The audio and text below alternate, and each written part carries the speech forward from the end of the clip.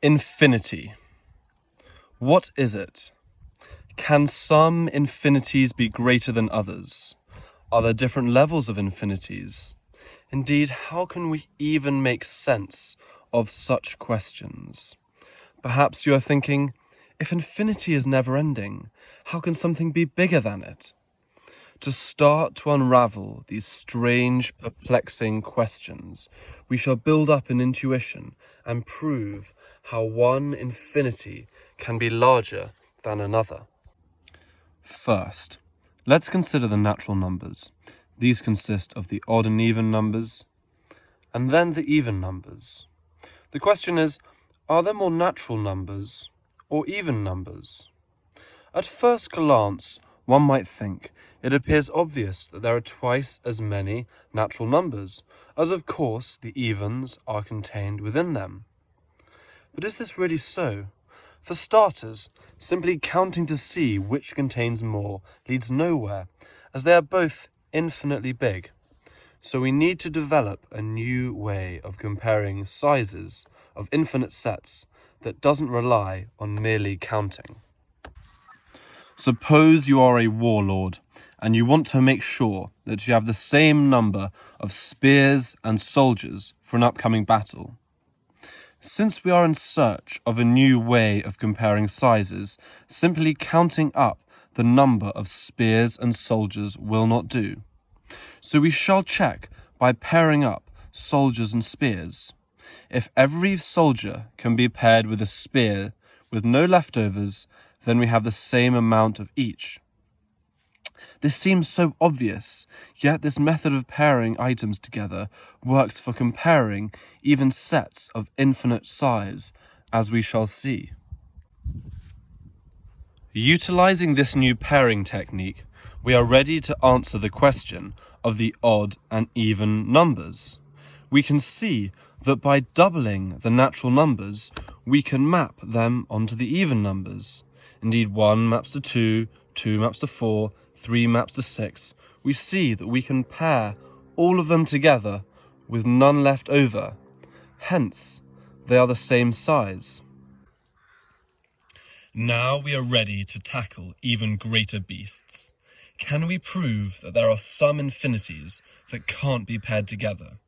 Incredibly, it turns out that it is impossible to pair the natural numbers and the numbers between 0 and 1 together.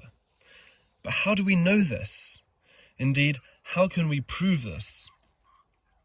We shall use a method called proof by contradiction, which can be used even in day-to-day reasoning.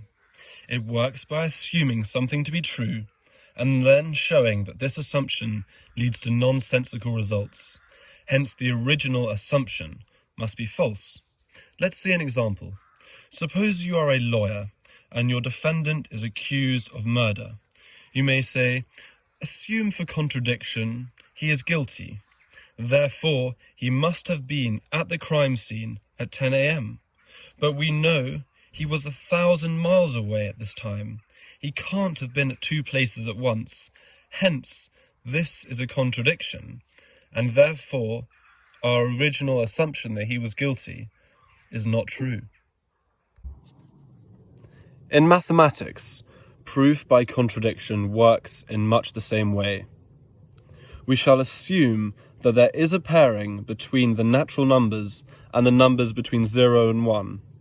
I shall now demonstrate how this leads to a contradiction, and hence our assumption that a pairing exists is false.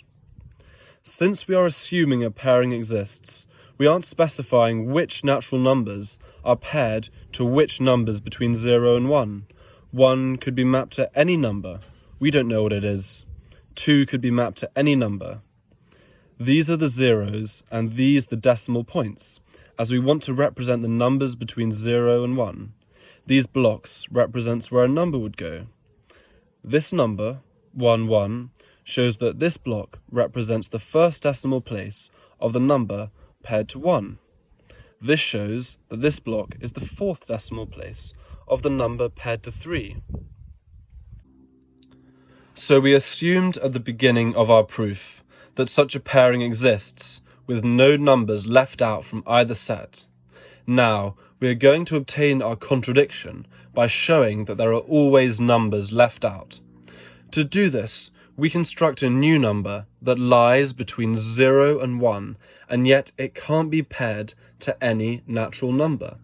Let's call it b.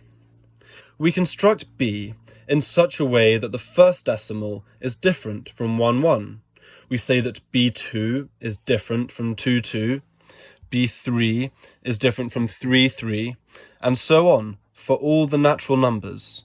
We express this rule in the notation bi is not equal to ii, and hence this means that b is not listed anywhere here.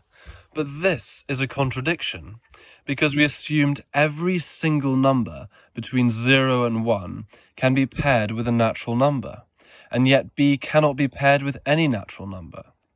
Suppose someone tries to challenge us and says it could be paired to 10,000, but we would of course say that is impossible, because if we looked at the 10,000th decimal place of the number 10,000 was paired to, we would find that b, 10,000, would be different from it by construction, as b differs from every single number along the diagonal.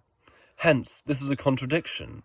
We assumed every single number between 0 and 1 can be paired with a natural number, and yet b is clearly a number between 0 and 1, and yet it can't be paired to any natural number.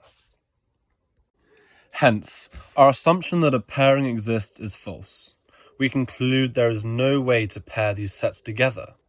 The numbers between 0 and 1 represent an even larger infinity than that of the natural numbers.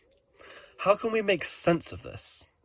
In mathematics, the natural numbers are called a countable infinity, quite literally, because if you were locked in a room forever, counting at a consistent rate, at some point in time, you would say every natural number.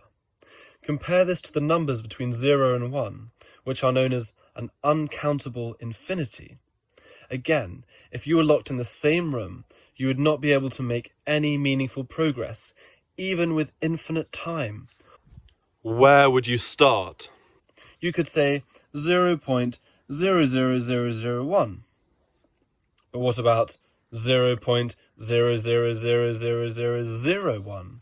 You could never make any progress towards 1. There is always a smaller number that you have missed.